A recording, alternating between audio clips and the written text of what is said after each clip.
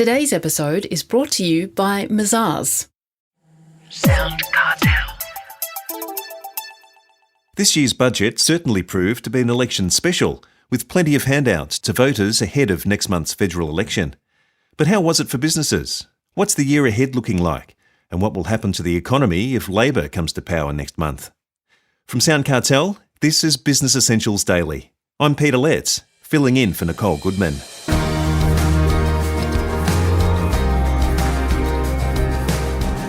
Professor Neville Norman of Melbourne University says the critics are wrong and that this big spending budget will have very little effect on inflation. And he says that Labor, if it comes to power next month, won't be pulling any big economic levers. But there's a rocky road ahead for businesses with variable loans, particularly loans which are tied to mortgages. Neville Norman starts by describing the current state of the economy to Jeff Waters. Well, the economic environment as we head towards the middle of the year, Jeff, is one of recovery from COVID. And we've got documents from the Treasury reflected in the recent March budget that are broadly in agreement with most economists' view, although a little gilded. But I just want to preface this by saying that I've always believed in GIRP, G-I-R-P, four main sets of economic indicators that business needs to look at. G for growth or economic activity, which sets the purchasing power. Now that's looking a lot better, and it's largely a bounce back. But of course there's many areas where, while the restrictions from the lockdown have gone out of vogue, they've been replaced by a psychological barrier of people not jumping back into travel, tourism, restaurants and so on as fully as they were before COVID, and I think that'll prevail.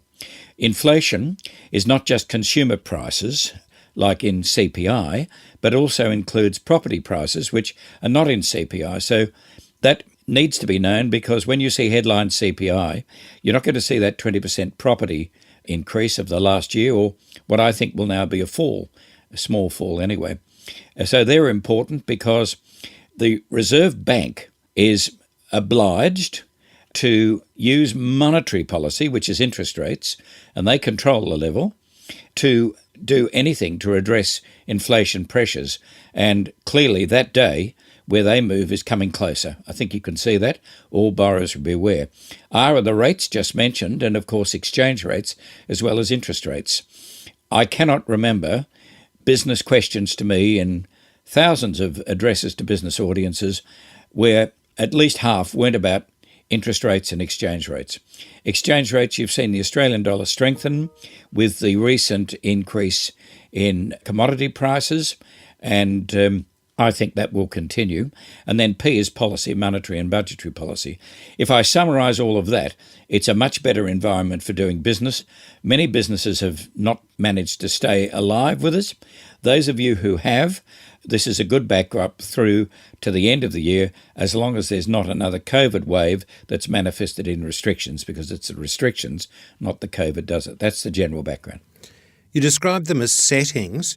What difference will the government's March 22 budget make to those settings for business? Thought a bit about that, Jeff. Three things. First of all, there is some stimulus with the handouts, and that will basically boost the growth a little bit higher. I do not believe the inflation any higher with that, except, of course, with the halving of the fuel excise in the March budget. That will have an immediate effect in lowering the CPI, not a lot, but about 2 or 3 tenths of 1%. It's not a lot, but it's a great help to people. And that'll, of course, go back in September if the government's re-elected and the policy isn't changed. The third thing is the monetary effect. Now, some extremists are saying that the budget is so expansionary that it'll cause inflation and cause the Reserve Bank to act. I'll say on that one, the Reserve Bank is likely to act anyway. It doesn't make any difference. Interested in startup culture or an entrepreneur yourself, perhaps? Then you will love the history of the Australian startup ecosystem, a new podcast series that examines the rich history of Australian startups. Be inspired by guests like Tim Fung, founder of Airtasker, Daniel Flynn, founder of Thank You, Cameron Adams, co-founder of Canva, and the founders of VCs, Blackbird and Square Peg. Follow the history of the Australian startup ecosystem wherever you listen to podcasts. The link is also in the show notes of this episode. So you mentioned CPI and petrol prices, but aren't we experiencing a global increase in inflation that is out of the government's control? It is, and of course it's a lot of publicity about inflation in the United States. But that really doesn't affect us directly, except that it causes other countries to raise interest rates, and that's another factor why the day when our rates will go up will come up. I'll just mention briefly that a year ago, only 2 of us in the Scope survey of Australian economists believed there'd be any increase in interest rates over this calendar year 2022. So I'm not claiming great premonition, except it was pretty obvious that it was going to happen. And I think many people got sucked into the Reserve Bank promise of no rate increases till 2024. And of course, they've been running from that for a long time. And I think it's a near certainty there'll be rate rises, and you better get ready for it. So when those rates do rise, we generally talk about the base rate and we talk about property repayments and how that affects the economy. But how do those interest rates increases affect small businesses particularly? Critical question is whether small businesses as borrowers have fixed their rates, in which case no effect during the fixing term, 3, 5 or so years, and but otherwise it's of course a cash increase, and many small businesses have their housing loans interacted with their business as well, so it's going to be a cash impost on them. And it's also an uncertainty effect of higher interest rates. The question is, will they go up more? And in areas like consumer durables, which have done very well, household items and so on, there'll be a tempering of demand for those things. So that's what the government intends.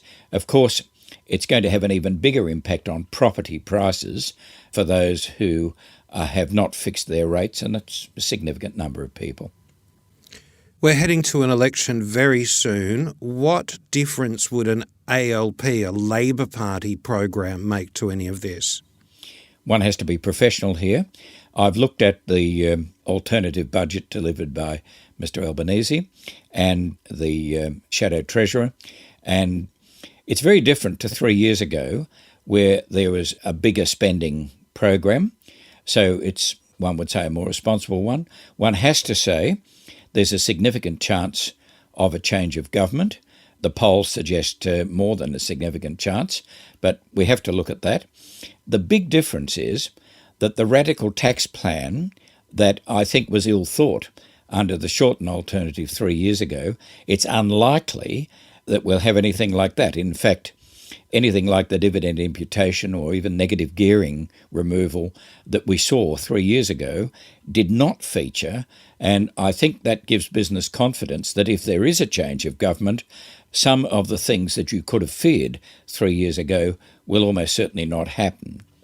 So it sounds like the Labor Party will hold a steady-as-she-goes economic approach for the short term. Well, I think so, and indeed, if you look back to when the Hawke government came in the early 1980s, they were expected to have rampant wage increases because Hawke was the trade union leader and so on, and it turned out to be an excellent period of economic management, and I think the Labor Party's learnt from 3 years ago. Professor Neville Norman, Melbourne University.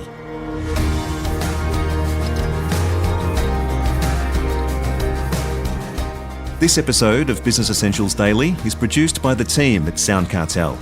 Thanks for listening. I'm Peter Letts. We'll bring you more B Daily tomorrow.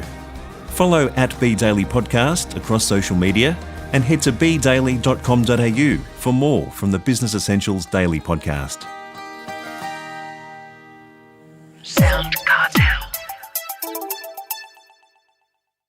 This episode was brought to you by Mazars. To find out more, visit mazars.com.au. That's mazars.com.au.